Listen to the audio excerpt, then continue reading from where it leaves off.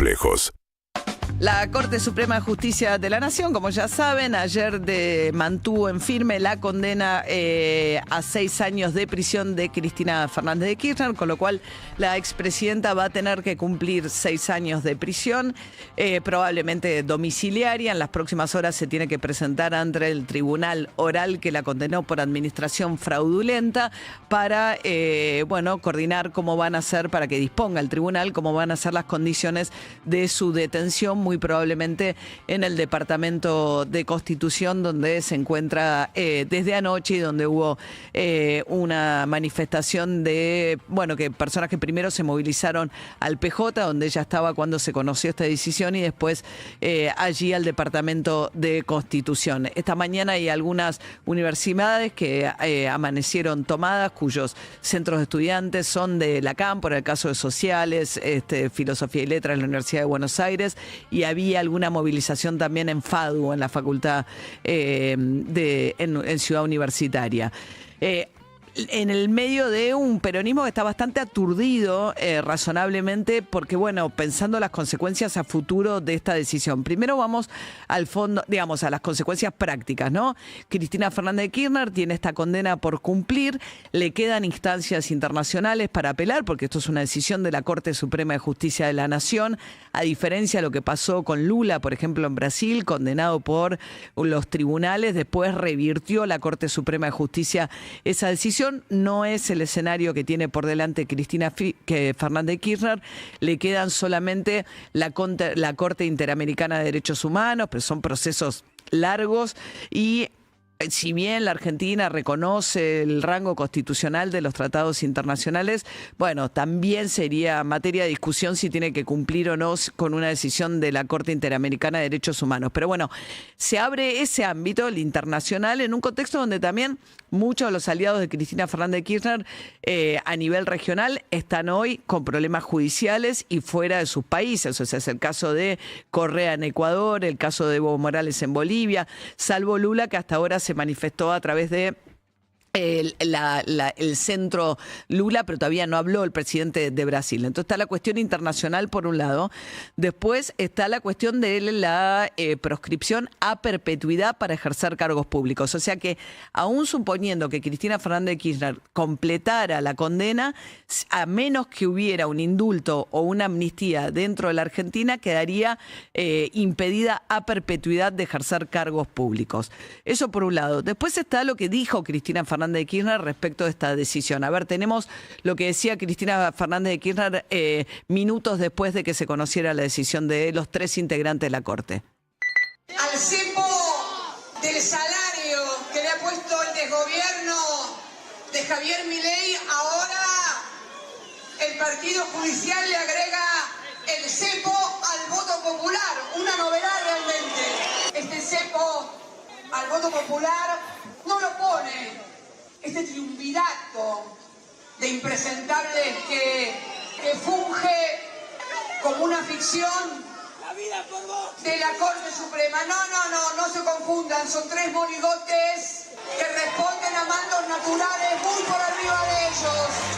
A ver, el punto de partida de todo esto tiene que ver con el vínculo originalmente de Néstor Kirchner, después Cristina Fernández de Kirchner, con Lázaro Báez, un empleado bancario que al día siguiente de que Néstor Kirchner en su momento asumiera la presidencia, funda una constructora. Y a lo largo de los 12 años de la presidencia de Néstor y Cristina, los 2 mandatos de Cristina Fernández de Kirchner, se convierte en el principal receptor de obra pública de la provincia de Santa Cruz, mientras que simultáneamente sigue haciendo negocios con la familia Kirchner, desarrollos inmobiliarios, la alquilaba hoteles y demás. Entonces, ese vínculo de simultaneidad entre recibir obra pública y tener negocios privados con la familia Kirchner, que reportó en un incremento patrimonial de la familia Kirchner, que arranca la presidencia de Néstor teniendo departamentos y termina teniendo hoteles, fue materia de investigación judicial en distintos momentos y de distintas maneras. De hecho, hay una causa todavía pendiente, que es la de OTESUR, que lo que plantea es que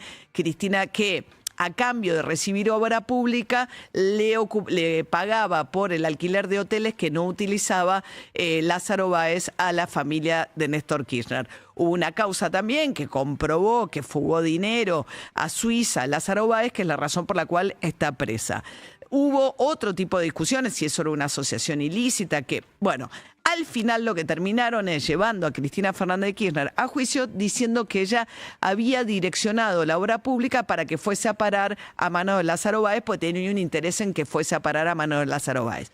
¿Qué dijo Cristina Fernández de Kirchner a lo largo del juicio? Dijo: no probaron que yo me involucré y además lo que tiene que ver con la asignación de obra pública no la hace la presidenta de la Nación, pasa por el Congreso, después eso era vialidad de la provincia de Santa Cruz, porque originalmente incluso esta causa fue a vialidad a la provincia de Santa Cruz, donde obviamente hay un poder judicial bastante afín por los nombramientos a los Kirchner, y en ese caso, como uno podría decir lo contrario de Comodoro Pi, pero ahora vamos a eso. Entonces va a la justicia de Santa Cruz y queda absuelta. Pero después, durante la presidencia de Mauricio Macri, de la mano de Iguacel, hacen una auditoría y dicen: no, atenti, porque esas obras públicas que le asignaron a Lázaro Báez tuvo un trato preferencial y no las terminó.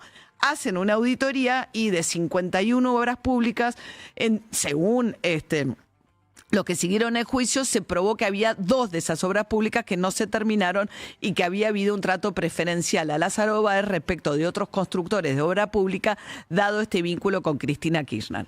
Pero Cristina Kirchner dice: para atribuirme a mi administración fraudulenta, ustedes tienen que decir que yo participé personalmente y que me interesé personalmente en que le asignaran la obra pública, y eso no lo probaron. Bueno, ahí al final el fiscal Luciani introduce al final del proceso unos mensajes de WhatsApp donde dice que esto prueba que Cristina Fernández de Kirchner conspiró con Lázaro Báez, o se puso de acuerdo con Lázaro Báez sobre el final de su mandato para limpiar la documentación que pudiera comprometerlos. Pero hay primero una cuestión donde dicen: bueno, de todas las formas posibles de encarar este vínculo entre ellos, el de la administración fraudulenta, dice la defensa de Cristina Fernández de Kirchner, no pudo probar que ella personalmente se ocupó de esto. La Corte ayer le dijo: no, bueno, pero Cristina Fernández de Kirchner firmó un decreto creando un fideicomiso por el cual delegó en vialidad la asignación de obra pública y eso facilitó esto. Lo otro que le dice Cristina Fernández de Kirchner, dice: los que me juzgaron no son imparciales. Empezando por el juez Ercolini. El juez Ercolini primero había mandado la causa a Santa Cruz. Cuando viene Mauricio Macri a la presidencia, toma la causa, reabre la causa, y es el juez que se acordarán que es parte de la delegación de Lago Escondido, el grupo de jueces y fiscales invitados por el grupo Clarín al sur, a lo del magnate y Luis, que uno podría suponer que el grupo Clarín, por la historia, a quien Cristina Fernández de Kirchner identificó ayer como uno de los promotores de su condena, tiene un interés particular en que Cristina Fernández de Kirchner termine presa. Después Cristina Fernández de Kirchner dice: de los demás que intervinieron entre fiscales y jueces, hay una cantidad de jueces, sobre todo los camaristas, Hornos y Borinsky, que durante la presidencia de Mauricio Macri fueron a Olivos a jugar al pádel con Mauricio Macri. A eso la Corte Suprema de Justicia de la Nación le dice: ninguna de estas circunstancias que Cristina Fernández de Kirchner menciona prueban que esos jueces hayan perdido su imparcialidad. Después hay algo del timing. Cristina Fernández de Kirchner dice: anuncio que voy a ser candidata, y 4 días más tarde sacan una causa por la cual me proscriben. Cristina, y uno podría pensar, bueno, sabiendo que venía la causa, se presenta igual. Pero en todo caso, yo creo, y después está en materia de la defensa de Cristina Fernández de Kirchner, una cuestión que no forma parte de la causa, pero que está arriba de la mesa, la conversábamos recién con Hugo Alconadamón, que es la cuestión de una justicia que claramente buscó muchas maneras de juzgar a Cristina Fernández de Kirchner con una vulnerabilidad propia, creo yo, de cómo se conformó esta sociedad con Lázaro Báez y la simultaneidad de los negocios públicos y privados de un patrimonio que efectivamente se incrementó muy significativamente durante los gobiernos de Néstor y Cristina, del patrimonio de la familia Kirchner, sobreseída en su momento con un fallo escandaloso, porque era el juez Ollarvide, por enriquecimiento ilícito. Entonces esta búsqueda de decir, bueno, ¿Cómo llevamos finalmente a la condena? Lo que dicen, bueno, eligieron una causa por la cual no lograron probar lo que tenían que probar en esa causa. La Corte Suprema le dice que sí. Y después dice la cuestión de la doble vara. Fíjense, con todas las causas que hubo, y esto lo hablábamos de decía recién con Hugo, contra Mauricio Macri, el espionaje ilegal, bueno, todas las causas vinculadas también a los negocios, a la familia Macri con el Estado, el caso de la privatización del correo, el caso de lo que fue las autopistas, donde Mauricio Macri renegocia un contrato y después finalmente vende la participación estando en la presidencia del grupo familiar dentro de ese grupo empresarial, si no se benefició, la causa del correo, donde intentaron llegar a un acuerdo que luego fue objetado, las causas vinculadas a los parques eólicos, lo que dicen, bueno, o del soterramiento del Sarmiento, donde estaba involucrado también su primo Calcaterra. Hay una enorme cantidad de preguntas acerca de por qué las causas, aquellas vinculadas a Cristina Fernández de Kirchner, han avanzado mucho y que tiene que estar permanentemente yendo a tribunales, cosa que hay que reconocerle a Cristina Fernández de Kirchner que lo ha hecho y que siempre ha estado a derecho. Entonces hay algo del sesgo de la justicia que es bastante, me parece, evidente a lo largo de uno que ve que le pasa a Cristina Fernández de Kirchner y lo que le pasa a Mauricio Macri. ¿Se enriqueció Cristina Fernández de Kirchner durante la presidencia? Sí. ¿De manera legítima o ilegítima? Bueno, lo que acaba de decir la justicia es que no, lo que dijo un poder judicial. De una causa que es una causa que está llena de problemas, si uno la ve a esta causa judicial. Y me parece que el problema político principal de todo esto, francamente, es que lo que genera es que, más allá de la cuestión de la discusión judicial, que insisto, no tiene mucho más margen después de esto, es la percepción de un sector de la población que acá hay una proscripción nuevamente pesando sobre el peronismo. Una historia donde vuelve la historia del peronismo proscripto en el año 1955, cuando lo mandan a Perón al exilio, viene el golpe, queda prohibido que el peronismo se presente a elecciones durante 18 años, hasta la vuelta de Perón. Hoy amanecía con C y la B corta de Cristina vuelve, la idea que hay nuevamente un poder judicial, antes fue el poder militar, pero en todo caso un poder judicial que se intromete en un proceso electoral de una expresidenta, en una causa judicial, y le impide presentarse a elecciones y la manda presa.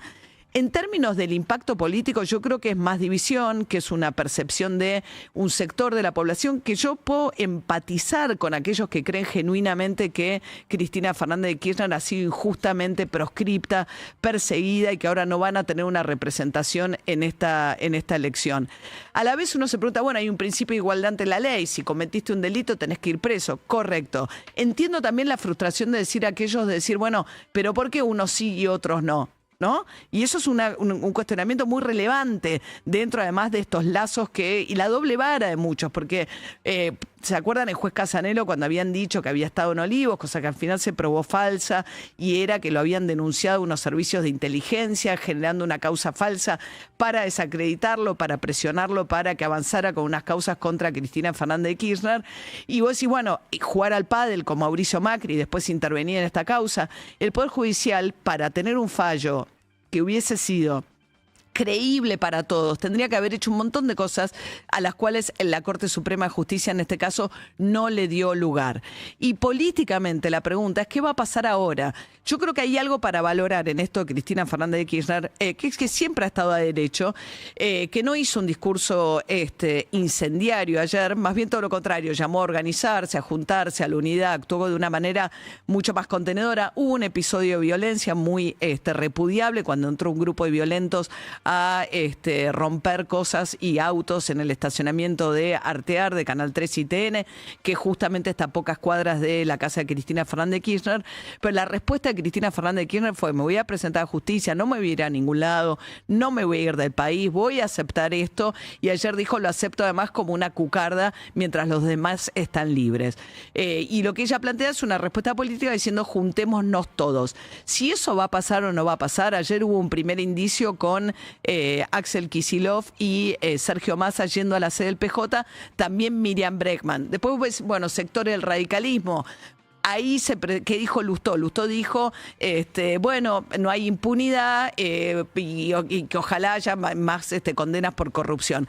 Si esto va a reconfigurar algo tipo Milei con Macri de un lado y Cristina Fernández de Kirchner reunificando a la oposición en un momento además donde el sistema democrático tiene muchos otros desafíos, bueno, aparece esta situación muy particular, muy atípica. Uno tiene que pensar que cuando a Menem lo metieron preso en el 2001 ya era una figura muy desprestigiada. En este caso, con una oposición muy fragmentada, Cristina Fernández de Kirchner sigue siendo la principal figura de la oposición. Ahora presa, impedida de por vida a presentarse a elecciones, con la única posibilidad eventualmente que podría sacarla de esa situación sería un indulto, una amnistía, un camino que tampoco eligió en su momento Alberto Fernández, ni que él dijo además que no se lo había pedido Cristina Fernández de Kirchner, podría haberla indultado antes de irse del poder.